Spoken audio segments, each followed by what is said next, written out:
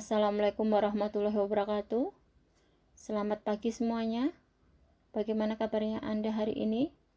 Semoga kalian semua sehat walafiat. Amin ya robbal alamin. Sebelum pembelajaran sejarah hari ini, jangan lupa ya kalian hindari kerumunan, jaga jarak. Setiap keluar rumah kalian harus memakai masker. Kita mulai saja ya pembelajaran sejarah kali ini, yaitu bab ketiga. Bab ketiga yaitu Renaissance, Merkantilisme, Reformasi Gereja, Aufklärung, dan Revolusi Industri. Pada pertemuan kali ini, kita hanya membahas tentang Renaissance. A. Abad Pertengahan.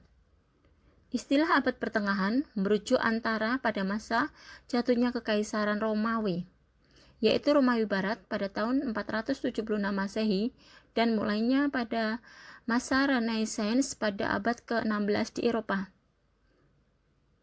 Abad pertengahan atau abad ke-8 di sini adalah mencakup dua zaman, yaitu zaman kuno dan zaman modern. Pada zaman kuno, pada masa sebelum abad pertengahan, sedangkan zaman modern itu pada masa setelah abad pertengahan. Istilah abad ke-8 disebabkan pada masa itu Eropa nyaris tidak mengalami perkembangan, baik dalam bidang ekonomi, kebudayaan, maupun ilmu pengetahuan yang lainnya. Di sini adalah abad pertengahan. Kastil Bodiam di Inggris dibangun pada abad ke-14. Kastil yang dilengkapi benteng merupakan simbol dari feodalisme atau sistem manor pada abad pertengahan. Masa Renaissance. 1. Florence, kota kelahirannya adalah di Italia, terutama di Florence, yang berarti di sini mengartikan adalah teks-teks filsafat Yunani yang diperoleh dari dunia berasal dari Arab. Paling banyak yang dipelajarinya. Tokohnya adalah Paus Leo. Di sini adalah penggerak dari Renaissance. B. Pada masa Renaissance. Secara harfiah, Renaissance berasal dari Prancis yang artinya Renaissance, berarti kelahiran kembali. Pada masa ini, orang-orang yang giat dan tekun mengolah kembali dua kebudayaan klasik, disebut dengan kaum humanis. Pada masa ini ada beberapa tokoh humanis. Contohnya adalah yang pertama, Petrarca pada tahun 1304 sampai dengan 1374. Yang kedua, Erasmus pada tahun 1466 sampai dengan 1536. Yang ketiga, Thomas More pada tahun 1478 sampai dengan 1535. Yang keempat, Cervantes pada tahun 1547 sampai dengan 1616. Dan yang kelima adalah Rabelais pada tahun 1490 sampai dengan 1553. Pada masa ini, Renaissance adalah kehidupan terbagi menjadi dua kebudayaan, yaitu kebudayaan Yunani kuno dan kebudayaan Romawi kuno. Adapun faktor-faktor lahirnya gerakan Renaissance.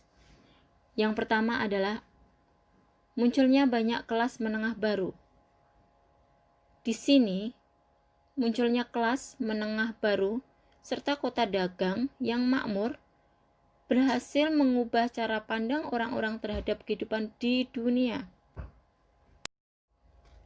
Faktor yang kedua, B. Adanya dukungan penguasa dan bangsawan yang progresif.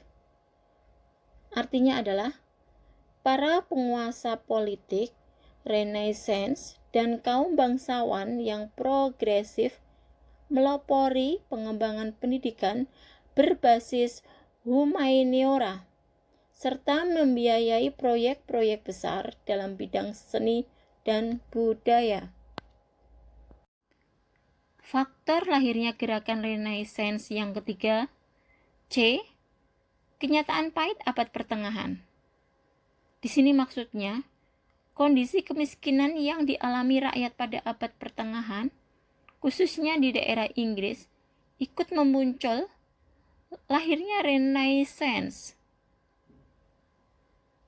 4 atau D. Jatuhnya Konstantinopel. Pada tahun 1453,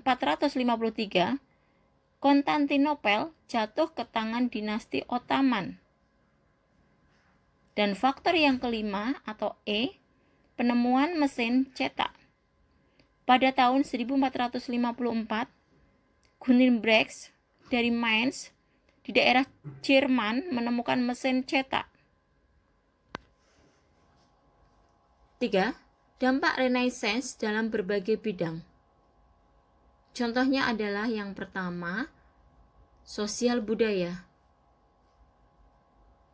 Mencakup tentang semangat Renaissance dan humanisme, terutama sikap positif terhadap dunia, serta penekanannya pada otonomi dan kebebasan. Kebebasannya di dalam individu. Menjadi pondasi bagi lahirnya Sukaranisme di Eropa. Dampak yang kedua atau B, ekonomi politik. Di sini mencakup dalam berkembangnya tumbuh kesadaran bahwa kesejahteraan suatu negara ditentukan oleh banyaknya aset atau modal yang dimiliki serta bebasnya volume perdagangan global di suatu negara itu sendiri. Pertemuan kali ini saya akhiri sekian. Tetap semangat anak-anakku, belajar di rumah, jangan kemana-mana.